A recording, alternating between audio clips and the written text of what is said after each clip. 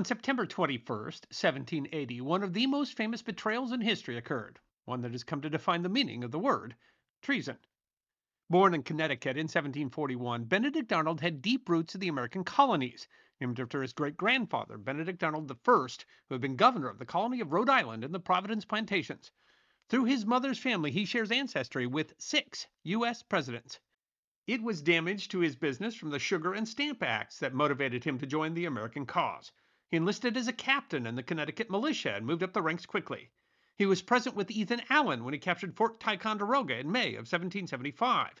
He was the officer who tallied the artillery captured there. He and Allen didn't get along.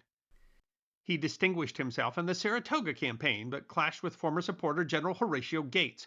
He showed prowess on the battlefield. Many consider him the hero of the Second Battle of Saratoga, but seemed even more skilled at making enemies within the army.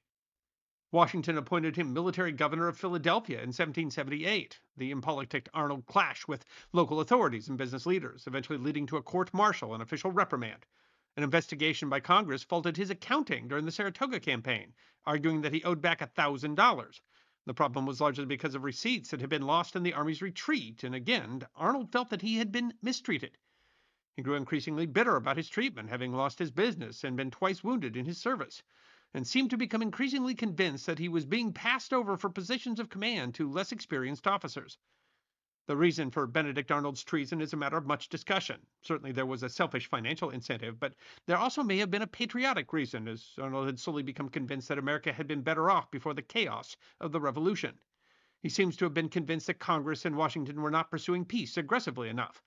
While many of the problems that he encountered were the result of his own lack of tact, politics among the Continental Congress and Army were notoriously scheming and alienated many early patriots.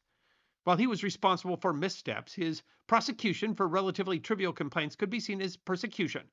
And then there was his wife, pretty, vivacious, and 19 years his junior. He was clearly besotted and swayed by the young Tory.